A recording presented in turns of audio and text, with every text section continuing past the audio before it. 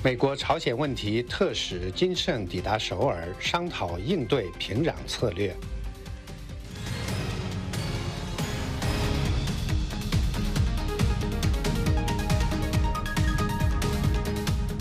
各位观众朋友，大家好，欢迎收看《美国观察》，我是林森。首先来关注今天的重要新闻。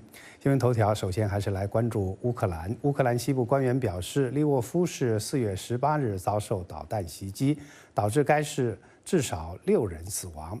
俄罗斯将近2个月前入侵以来，利沃夫曾一度躲过极端暴力的重创。利沃夫州州长科技茨基说，3枚导弹击中军事基础设施，而另1枚导弹击中一家汽车轮胎修配厂。在乌克兰其他地区从交战区撤离平民的努力，星期一连续第2天被迫暂停。乌克兰副总理维尔舒克在社交媒体上发表声明说，俄罗斯占领军违反国际人道法律，不停地封锁和炮击人道走廊路线。乌克兰总统泽连斯基指责俄军对哈尔科夫的居民区发射迫击炮和其他炮击，是故意制造恐怖，而南部城市马里乌波尔的乌克兰守军拒绝了俄军要求他们放下武器的最后通牒。目光转向白宫。由美国白宫国安会官员率领，包括美国国务院、国防部与国际开发署官员，本星期将前往亚太岛屿国家访问，将在夏威夷的美军印太指挥部会见地区盟友，之后将会访问斐济、新巴布几内亚以及所罗门群岛。所罗门群岛去年与台湾断交后与中国建交，今年所罗门群岛政府打算与中国签订安全协议，引发周边国家的担忧。那么有关详细情况，请美国之音白宫记者黄耀义来介绍。耀义。是白宫呢，在这个4月18号星期一宣布，由白宫国安会负责印太地区的协调官坎贝尔来领军，以及国务院的东亚与太平洋事务助理国务卿Crittenbrick 来率领的代表团呢，来出访亚太地区。那么代表团的成员呢，除了这2位之外，还包括了美国国务院、国防部以及国际开发署的官员。那么代表团呢，将会先前往夏威夷，在夏威夷那边的这个美军的印太司令部呢，来与这个军方的高级将领会晤，还有跟着区域重要盟友还有这个伙伴们的代表呢进行会晤。不过呢，白宫并没有说明到底所谓的区域盟友代表的是哪一些国家。那此外呢，他们将会之后将会前往斐济、新巴布几内亚以及所罗门群岛，同时呢，也将会与亚太岛屿论坛的成员国会晤，来讨论整个亚太的局势。那么这个是白宫的声明当中表示，这一次代表团出访是接着美国国务卿布林肯今年2月前往相同的地区之后的这个行程。那么将会继续来深化拜登政府的印太战略，来促进这个整个印太地区的安全、稳定以及繁荣。那么当中呢，这个行程里面的所罗门群岛是特别引起了关注，主要原因呢，就是因为他们与台湾断交之后，然后与中国进行了建交。那所罗门这个总理之后呢，还表示呢，对中国有很多比较亲近的态度。那么在这个2021年的年底的时候呢，就所罗门群岛的内部就发生了这个民众大规模的示威抗议活动，也就是认为这个马来塔省呢，这个省里面的这个省长还有居民呢，他们认为说，当时政府宣布与台湾断交、与中国建交，并没有咨询当省的他们的省民的意见，那他们认为他们是比较倾向台湾建交的，那认为这个做法是不对的，因此呢发起了这个示威活动。那当时呢示威呢也引起了中国的关注，中国政府甚至还提供了这个军警的方面的这种所谓的震爆的装备给所罗门群岛的政府，让他们来平息这一次的骚乱。那么这个所罗门群岛的战略地点呢，它就是位在澳大利亚的东北方，距离2000公尺的地方。那么最近呢，特别引起关注就是他们有一个与中国的安全协议草案被宣布了，在当中呢，这个所罗门群岛可以要求中国派遣警察、武装警察、军事人员跟其他的执法人员跟军队，中国也可以派遣军队来保护在所罗门群岛上中方人员以及中国主要项目的安全。那所罗门群岛的政府表示呢，正在与扩大更多的国家安全合作、多元化发展安全伙伴关系，当中也包括中国。对此呢，这个澳大利亚的外长已经表示非常担忧这个安全协议，所以看得出来，美国这一次特别要前往所罗门群岛，包括国安、外交以及这个国防部的官员一同前往呢，肯定就是要来跟所罗门群岛谈他们与中国来进行的安全协议的协商。林森，要以另外一个方面，我们注意到白宫已经宣布了，将在下个月，就是5月12号将主办第2届全球新冠疫情峰会。那么介绍一下这方面的一些详细情况。与此同时呢，白宫在星期一也宣布了要来举办第2届的这个全球新冠疫情的峰会，那么是以这个线上的方式来举办的。那我们知道呢，第1届是在2021年的9月22号来举办。那么在宣布之后呢，本次的峰会将聚这次主要的世界各地区的代表，主要是加勒比海的这个贝里斯，还有德国是 G7 的主席国，以及印尼是今年的 G20 的轮值主席国。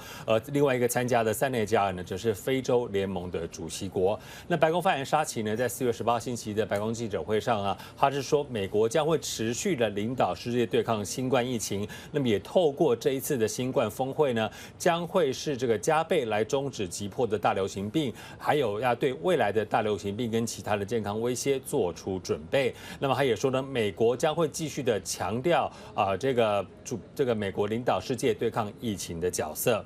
那最后呢，在沙奇也在呼吁说，美国国会也要尽快通过经费与法案来帮助全世界对抗新冠疫情。林森，好的，谢谢耀义，这是美国之音白宫记者黄耀义在白宫的连线报道。好，接下来关注朝鲜半岛局势。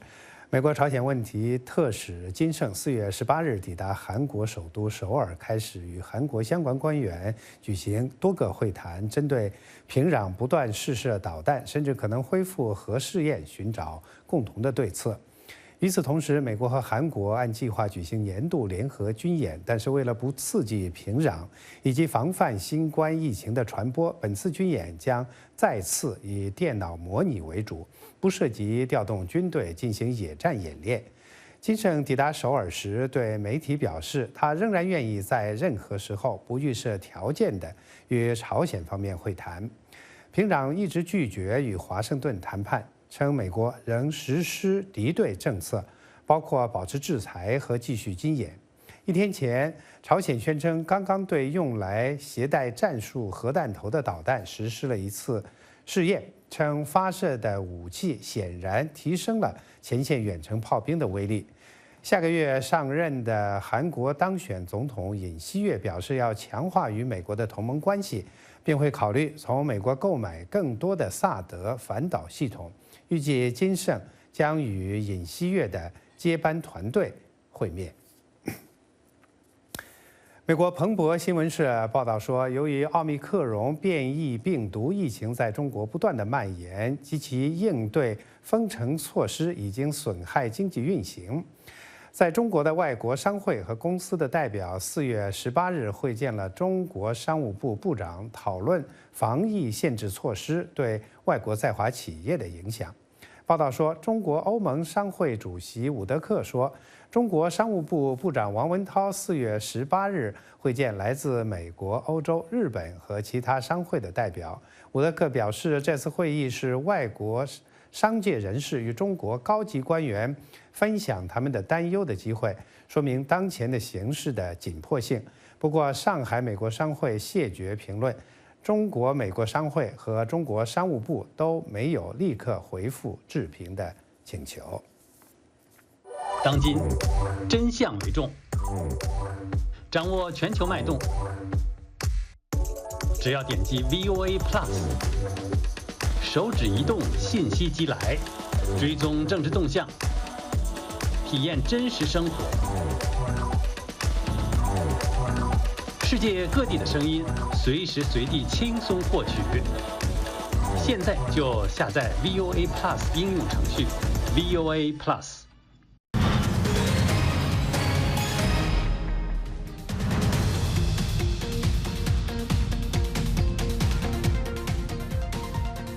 年逾80的人权活动家霍洛维茨夫妇多年来在弗吉尼亚州的家中接待过大批来自中国的民运人士，为他们提供帮助。霍洛维茨律师在里根政府时期担任要职，他引述当年见证苏联解体的经验说，看似稳固的独裁政权实则缺乏根基。他预估中共未来也将走上如同苏联般解体的道路。霍洛维兹呼吁西方国家团结一致对抗独裁政权，独裁者只有在看到民主的强大时才会退缩。普京和习近平需要看到民主的强大。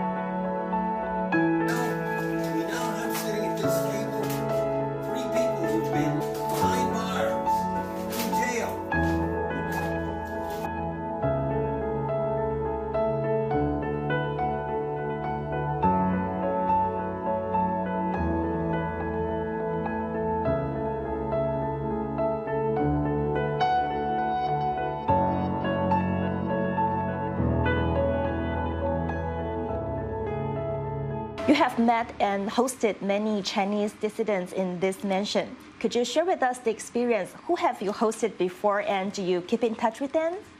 We've been very, very privileged to work for human rights in countries which have no democracy. It's very pleasing to get to know these people, to be friends with these people, to help these people. But it's also often terrible because people come to our house, we love them, they go back and they get murdered or they get put in jail. And we've had that happen many, many times. It makes us understand all the more the value of freedom and the importance for our children and grandchildren to live in a world without dictatorships. Democracies never wage war on each other. And the spread of democracy, which took place when Reagan was president, and I worked for Reagan, we are working as best we can to make sure that it happens throughout Asia especially. Could you tell us how was the U.S.-China relations like during the time of the Reagan administration and how the U.S. coped with China? Was China a very different country during that time? Yes, it was. And during the Reagan administration, there were relations, but the focus was on the Soviet Union, not on China. The great mistake that the West made was putting China into the WTC and giving China a free trade with the West. The businesses said, come on, we want to have cheaper clothes. And if China's economy grows, why freedom will happen. That was the premise of American policy 15 years ago when China was looking to get free trade rights in the West. It was the greatest foreign policy mistake that the United States has made, surely, in the last 50 years. We have got to have stronger trade policies with China, and many of us are talking about different kinds of trade policies that will be more effective than what's been tried. But we made a mistake in thinking that if there's more economic growth in China, there will be more freedom and democracy. That hasn't happened. And many great members of Congress, like the Congressman Frank Wolf, Congressman Chris Smith, others, they understood it. But the American business community, they just wanted cheaper goods. And they won that battle and gave muscle and strength to China, which was a great mistake for the United States. So we have to cut down on China's trade rights, and we have to do it quickly, and I hope we will do it. When Ronald Reagan dealt with the Soviet Union, he dealt with the human rights aspects of what the Soviet Union was doing. And people said, why do you care about that? We should be talking about nuclear arms, or we should be talking about ruble stabilization. And Reagan understood, first, that it was the right thing to do, to be on the side of people that were being persecuted, that that's what democracies should always do. But he understood that that was the weak point of dictatorships. We have not. And I want and hope we will get an American presidency that will understand the power of raising human rights issues as major, major issues. I want an American president that will tie China to every prison camp in North Korea. I want an American president that will fight harder on the Uyghurs. And I'm very pleased that the Biden administration is talking about Uyghur persecution. I want an American administration that fights for the rights of house churches in China, because I think that's a source of progress. So I want the lessons of Ronald Reagan's policy towards the Soviet Union applied to our policy towards China. And I hope that will happen. I'm sure it will in time. And I will tell you, based on my experience in the Reagan administration, that if the United States and the rest of the world are silent and allow Putin to take over the Ukraine and Kazakhstan, the people of Taiwan will be at enormous risk. The dictatorships always look to democracies to see if they're strong, if they protect their friends and their allies. When they see that the democracies protect their friends, as Reagan did, they back away and they are not quite so dangerous. But when they sense weakness, they move all over. And China is now trying to threaten Taiwan. And they're going to say, oh, the United States won't act if we threaten and take over Taiwan. So what's happening here has direct effect. History teaches us that, on the freedom of Taiwan, on the freedom of many countries that Putin and Xi want to dominate. But we also know that in helping them, we make it harder for dictatorships to march onto other countries. If the world had stopped Hitler early on, we would not have had World War II. And I think Xi and Putin need to understand that the West is strong and that the West will defend its allies and friends. After Xi Jinping came into power in 2012, it seems like he's tightening the control of the Chinese society more and more. Well, Xi Jinping is not going to agree to democracy. He wants to become more and more powerful, become, the 21st century Mao Zedong, the 21st century Hitler. And I would even say the 21st century Stalin, when I look at what he's doing in Tibet and when I look at what he's doing to the Uyghurs and to the Christians. So dictators never voluntarily give up their power. But I think there is weakness. Those roots of that strong, seemingly strong tree are very, very thin. And with a great blow of wind, just as what happened to the Soviet Union, the dictatorship will, in my judgment, fall. And it could fall very quickly if we get the internet freedom, if we get great American leadership like Reagan provided. The Chinese know that. The CCP knows that. I wish we in America understood how strong we are so that we don't have to appease Xi Jinping, and stood up and were proud of what we had and understand how much strength that we have. Both of you are strong advocates on religious freedom. How do you see the religious freedom situation in China right now? Well, the government doesn't promote Christianity. The government tries to smash it down. And many of our friends, we get people coming to our house, the wives and children of a pastor of a house church in China who was arrested and put in jail for 15 years for having a cross on his house church. But that persecution is not stopping Christianity from growing. And that's why Xi has been worse than anybody, worse than Mao even, in trying to stamp out the Uyghurs and the Christians and the Falun Gong. He knows, he's very smart. He knows what keeps him in power and he knows what threatens him. And so the fight for religious freedom in China is a fight for democracy for everybody in China. And of course, the persecution is getting worse and worse under Xi Jinping. At the same time, despite all the persecution, Christianity is growing. There are probably 100 million house church Christians in China. 100 million. And it's growing.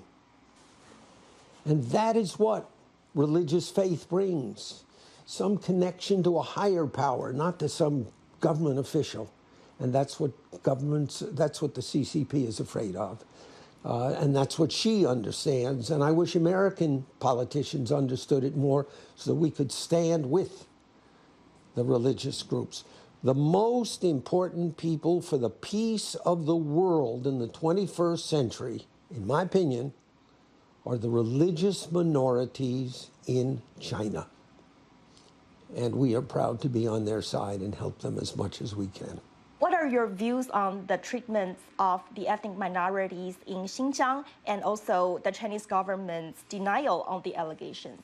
Well, look, the Chinese government has as its major objective that people as they live should focus on the government as the source of their hope, as the source of their dreams.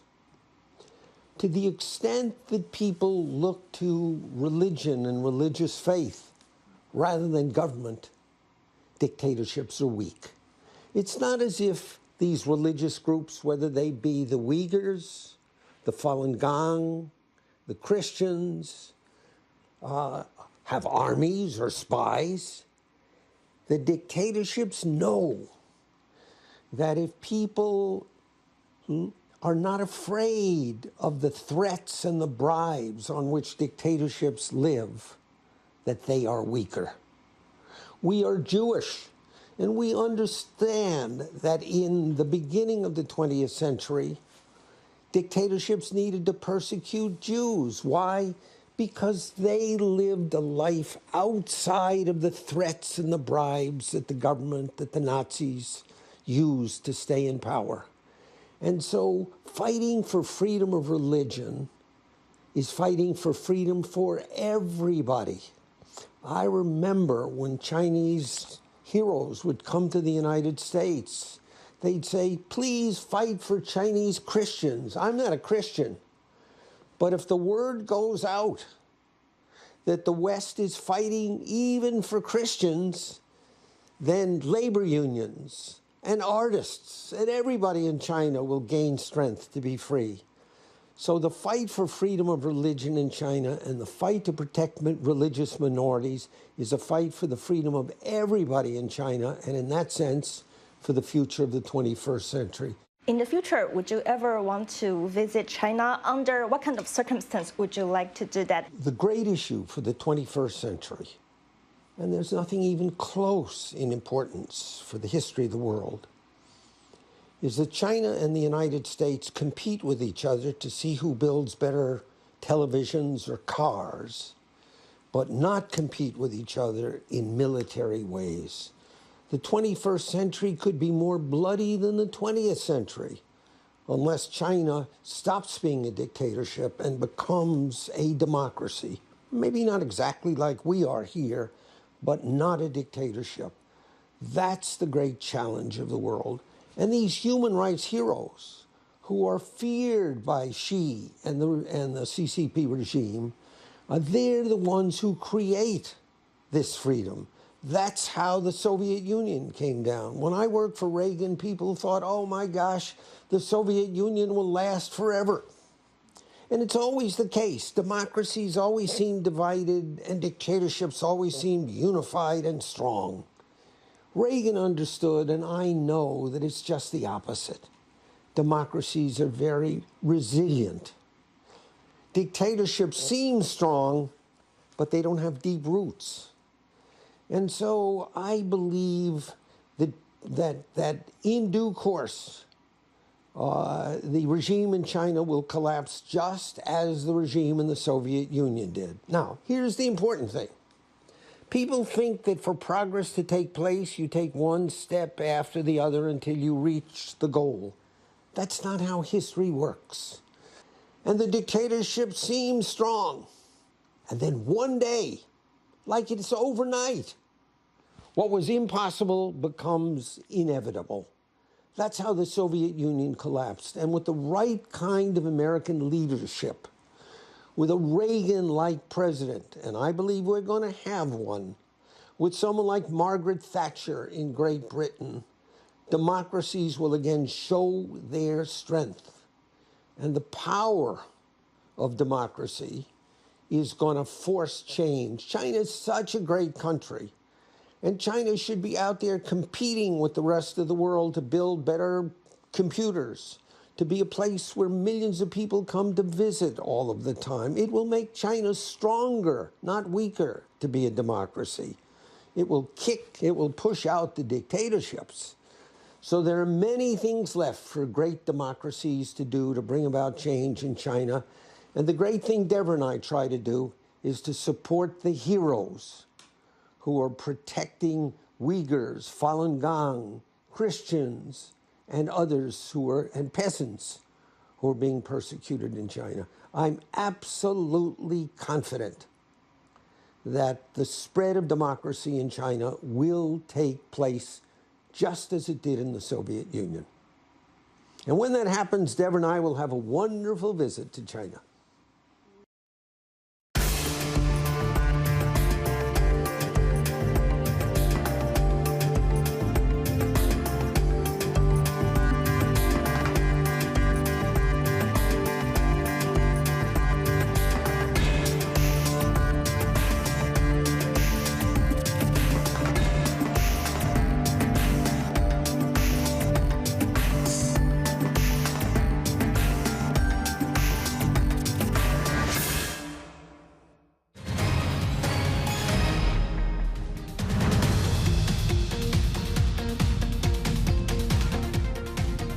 好，节目的最后，我们来看美国总统拜登和第一夫人吉尔拜登18号在白宫主持了复活节滚彩蛋活动。虽然是阴雨天气，3万名孩子和成年人仍然兴致勃勃地参加了滚彩蛋、找彩蛋、阅读、才艺表演等多项活动。由于疫情，这项可以追溯到1878年的白宫滚彩蛋活动中断了2年。 Generations, presidents and first ladies and kids just like you celebrated the Easter egg roll together, racing and making crafts, reading books, and of course, meeting the Easter Bunny. Education never stops. The determined spirit of education is what we wanted to honor in this Easter egg roll. So we turned the South Lawn into a school community. Today, we hope you learn by going to the Reading Nook, roll some eggs, and most of all, have fun. Weren't able to host this Easter egg roll last year because of the pandemic, but this year we're finally getting together again, and it's so special. It means so much to see and hear the children and all the families show up to be here today. The joy and the laughter is something that has been a wonderful tradition here at the White House for a long, long time. To all of you, have fun today. And welcome to the White House. Welcome to your house. 好，今天美国观察的全部内容就是这些，感谢您的收看，我们下次节目再见。